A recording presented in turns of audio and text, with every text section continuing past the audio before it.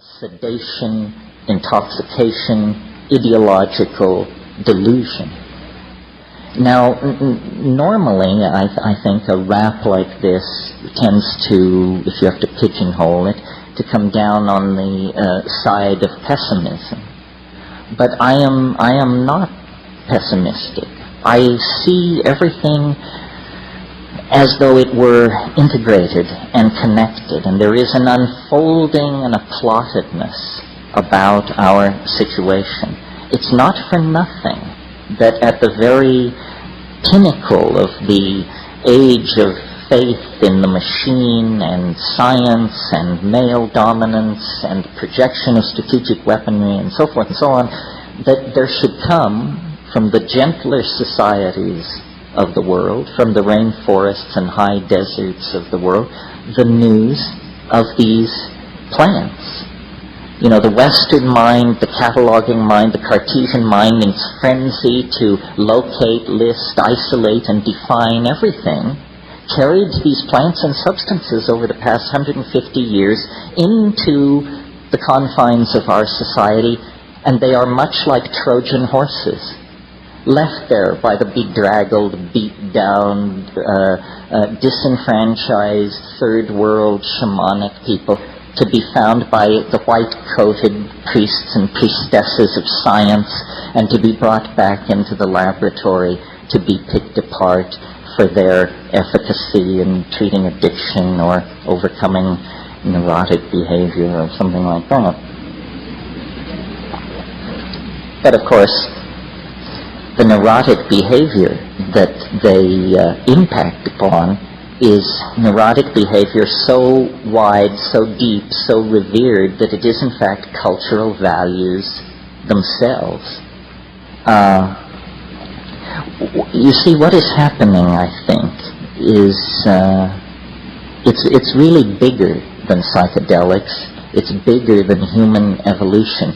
We are not making the waves in this ocean.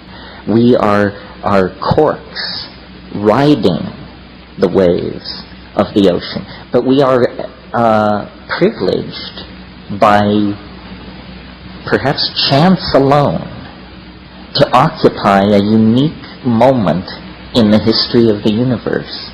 A moment when the universe goes through some kind of self-transforming, evolutionary, inflationary expansion. That's what's happening. I mean, it's been happening for a long time. It depends on where you pull back to get your perspective. One could say, looking at the universe in general, that this planet has been favored from the very beginning.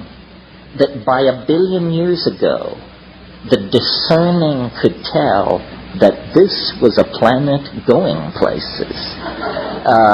But certainly, by 500 million years ago, it was clear that this was a planet going places.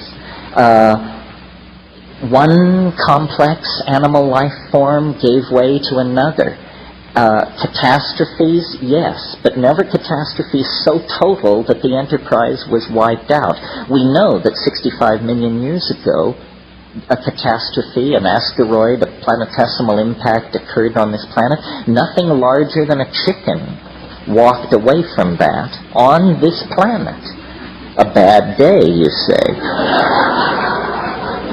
But were it not for that bad day, we would still be the egg-eating shrews at the edge of the reptilian garden party. These marvelous flowering plants chock full of psychedelic alkaloids, none of them would have existed. The flowering plants and the higher mammals all arose in the wake of this planet-scouring catastrophe.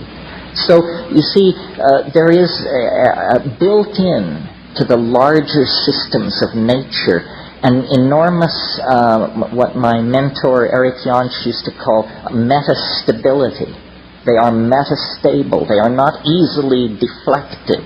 An event as large as a planetesimal impact basically only resets the evolutionary clock by a few million years, and then in almost overleaping itself to make up for lost time, out of all of that catastrophe come primates. Animals of such complexity and coordinated sensoria that they are wonders to behold, and from them, and quickly, then come abilities never before seen in the world of organic organization. Freely commandable languages, spoken languages, symbolic activity for the first time.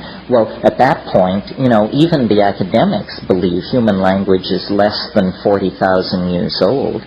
That means it's as artificial as the dirigible or the hypodermic needle. It's an invention of some sort within the confines of human history, or at the beginning of human history. Recall, in South Africa, we have fire pits and stone tools 2 million years old. Those are not Homo sapien tools, but they're the tools of Homo habilis, the preceding ancestor in the human line. My point is, we are caught up in a process of unfolding complexification that has now lodged in our species.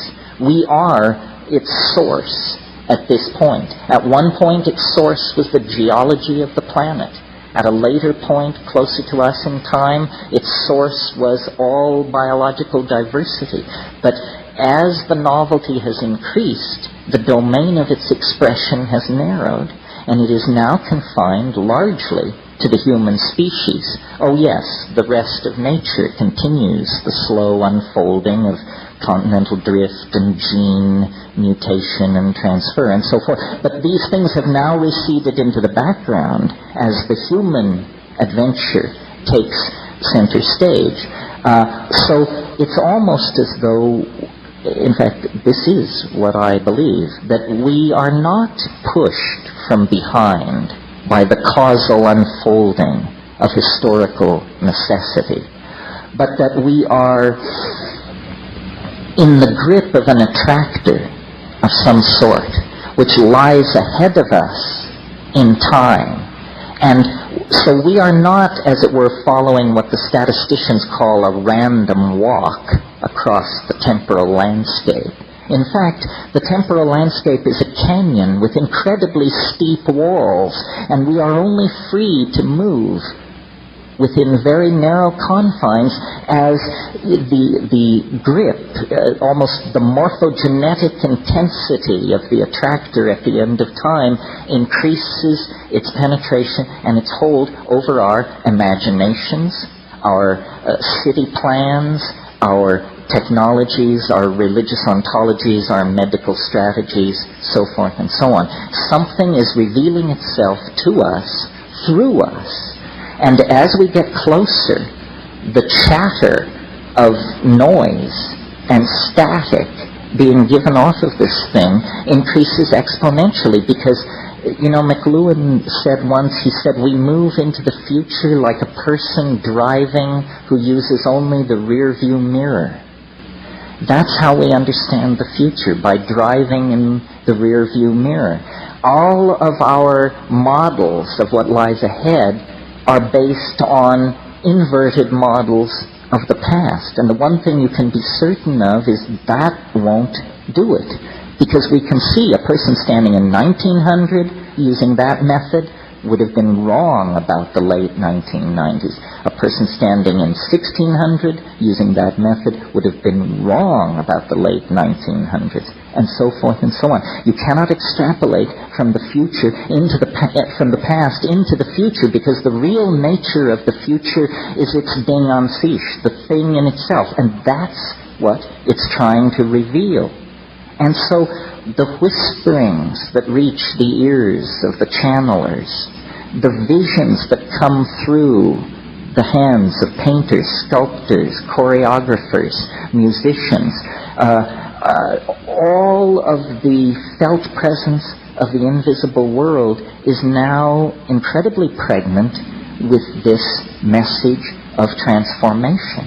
And the challenge for each of us is to streamline our language sufficiently that we may mirror this thing in a way that is both true to it and rationally apprehendable to ourselves.